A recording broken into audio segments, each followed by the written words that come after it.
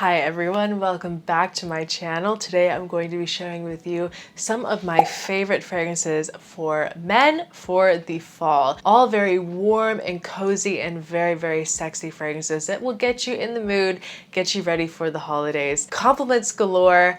Let's get into this list with number one, which is Stronger With You Intensely. This is a fall and winter staple. This is the number one for me. I think I also prefer this over the Absolutely. I know that's a little bit of a controversial subject, but I do have both and I am going to be doing a side-by-side very shortly, so look forward to that. It's a very sexy, very dimensional, gourmand-leaning fragrance. Toffee, vanilla, tonka bean, mixed with a bright lavender with an ambery suede and a pink pepper and cardamom for spice. I think that this one is a little more toned down on the sweetness compared to Absolutely. I think that Intensely is more for the fall and Absolutely is more for these super cold winter nights. It's a cult classic, niche quality fragrance that is flawlessly blended. It's perfection. There's literally nothing that I would change about this fragrance. There's nothing that I can critique it on in any way. It's literal perfection. And I think I have some really bad news. I saw some posts. I don't know if this is accurate.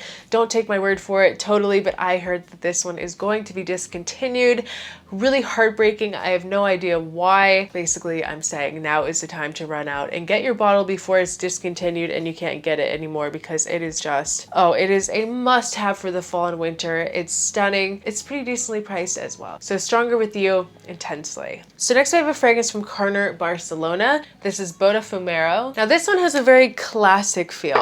Almost woody and ambery. There's a lot of freshness in this. It's a really great versatile scent for the fall. There's almost like this kind of sparkling aspect from the bergamot in the opening, mixed with nutmeg, labdanum, patchouli, incense, and musk. I really don't think that the labdanum in this really comes out that much for me. I don't really get this huge like blast of a leathery vibe here, but what I do get that's not listed is some woodiness. I get this kind of like cedar-esque feeling from this as well, this kind of like vanillic cedar scent that as it dries it kind of becomes more of this very ambery balsamic scent. It's really a beautiful balance between this fresh spice and this ambery warmth. It's very classy and it has a very nice clean vibe as well. This is the first fragrance that I have from Cavour, Barcelona, and I'm very impressed. I'm very interested in trying the rest of the line because the quality in this is beautiful. Like, it smells top-notch quality and it's a really elegant, beautiful scent. Really versatile, something that you could wear in many different occasions, and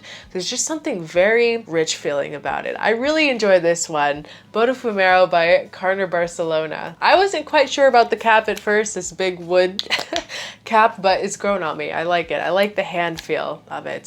So next we have a designer fragrance here, the new Ralph's Club Elixir. Now this is probably my favorite Elixir so far. One of my favorite releases of the year, actually. Very fresh, masculine vibes here. This one has more of a like classic designer DNA, but there's something very nice about it. Something, I don't know, something that really appeals to me in this one. It is definitely a statement maker for sure. It's that classic appealing like lavender cardamom combo with this very smooth irisy orris butter with a leathery base. There's green touches throughout this as well with some spicy patchouli.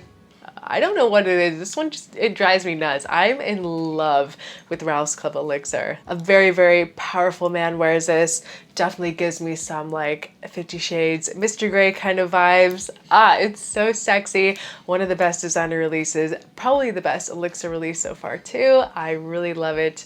And you definitely need to check it out, Ralph's Club Elixir. Oof. If you're in the designer world, this is definitely a good one to get. Oh my. So next we have to talk about one of the best gourmand fragrances on earth. My heart, my soul. I just feel like I haven't talked about it recently, so we need to add it to this list. Via Cavour 1 by Xerjoff. This fragrance here, you guys, might be my number one fragrance for life. Most definitely in the top 10. Whenever someone asks me, what is your favorite fragrance? Via Cavour 1 always is the first thing to pop into my mind for a man and for a woman. This is the best gourmand on earth. This is the perfect fragrance for everyone, but there is just something so sexy and sensual and unexpected on a man. This is not the typical scent profile that I think a lot of men go for if they're not like typically into sweeter gourmands. But this one just works. There's white peach, there's dark chocolate, there's red berries with a really nice Moroccan rose, there's patchouli with oud, caramel, Madagascar vanilla, cashmere, amber, and musk. Blended to absolute perfection. This is one of the most rich, luxurious smelling fragrances out there. Just the way that this is blended, it's almost difficult to distinguish the specific notes. It's just blended so well. This one was done by Chris Maurice, an icon, truly, truly iconic. It's just so flawless and smooth. It can be described with every word in the book, right? Panty dropper, baby maker, #1 compliment, whatever you want to call it. This is it. It just smells so cozy and addicting, and it is the most perfect gourmand for fall. It's one of the, I'm telling you, this is the best gourmand on earth. There's no question about it. You ask me what is the best gourmand on earth? It's Via Cavour 1 by Xerjoff.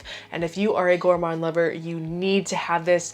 And I'm so sorry to say, but I just want to address it in a video because I've been getting a lot of questions about this. I get asked a lot where to purchase this. It's only available on the Xerjoff website, the official Xerjoff website, because this is a Torino boutique exclusive. So you can only buy this at the Torino boutique in Italy or on xerjoff.com. And sadly, it has been out of stock for a little while now. I'm just hoping for a restock, but I wanted to put it in the list anyway because it's worth getting on the email list. Like the moment that this goes back into stock, get a bottle. Seriously, get a bottle. And the only way that it's available now otherwise is if you do a sample set or if you do a personal discovery set. And that is a offering that Xerjoff has where you pick 3 15 mLs, and Via Cavour 1 is an option for that. So I know it's kind of a letdown that it's out of stock, but it is worth it. Get on the Xerjoff website, get on the email list for when this restocks, and order a bottle as soon as it does. It is an absolute must-have for gourmand lovers. Oh, it is heaven, pure heaven. So this next fragrance is for my green piney fragrance lovers. This is Red Colorado by Micallef. This one has a dark edge, a very mysterious dark edge. I really would just best describe this as a leathery, woody green fragrance. It's very crisp and clean with a lot of brightness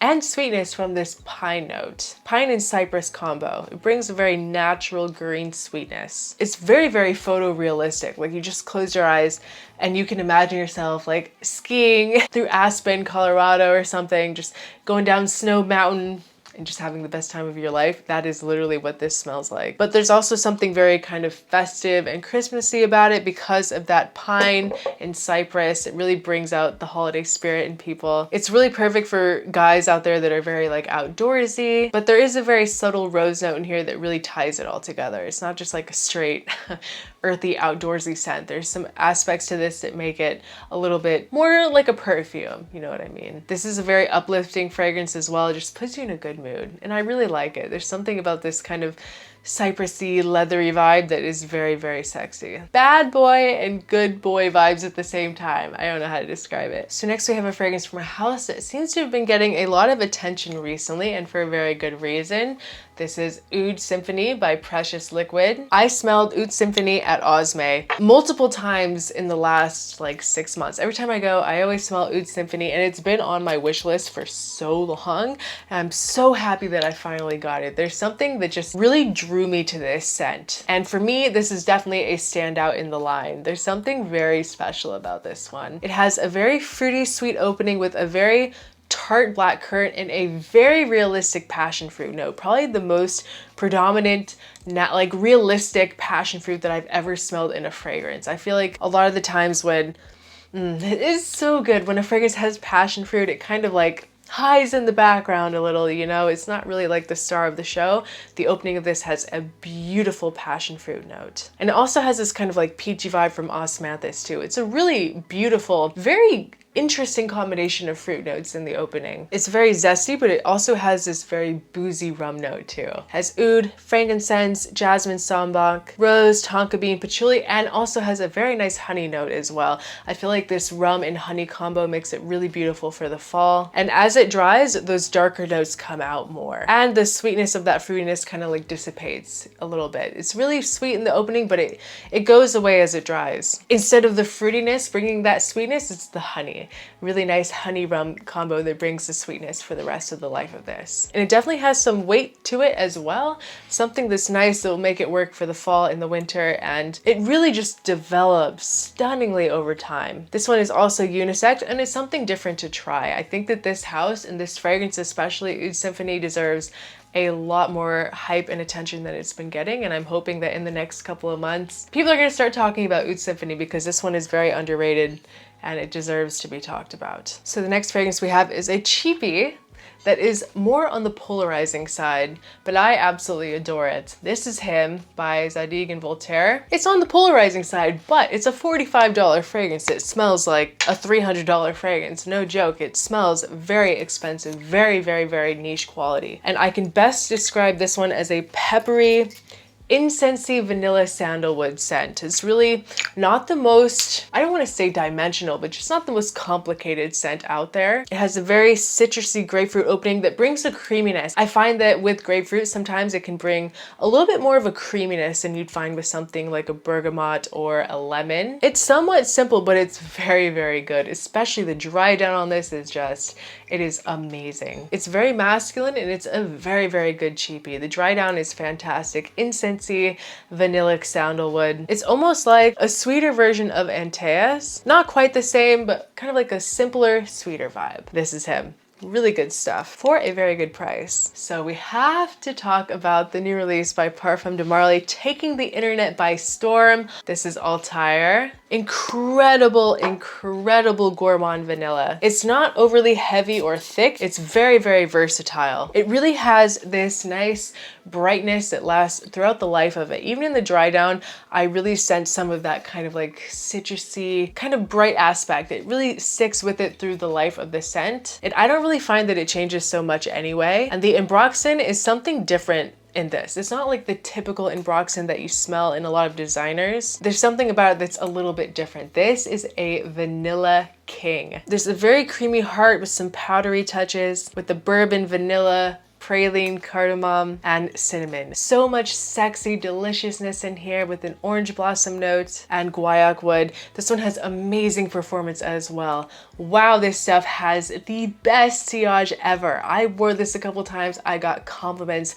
from people that were far away both times. It's like, wow, this thing really just lingers in the air with the most addicting scent trail. It's a 10 out of 10. It's literal gourmand heaven, and it is probably one of the best releases of the entire year.